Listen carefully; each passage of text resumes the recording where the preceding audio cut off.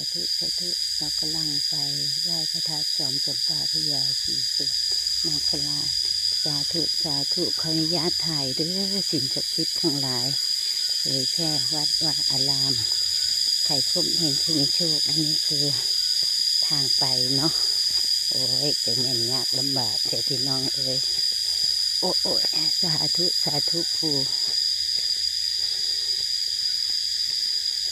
สาธุสาธุขออนุญาตบาดคำเด้อ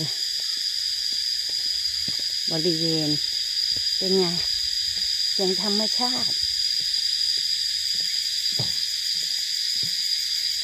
โอ้โห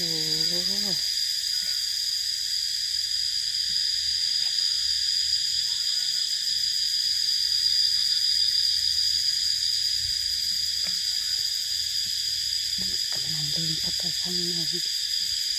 โอ้โหป่ายังอุดมสมบูรณ์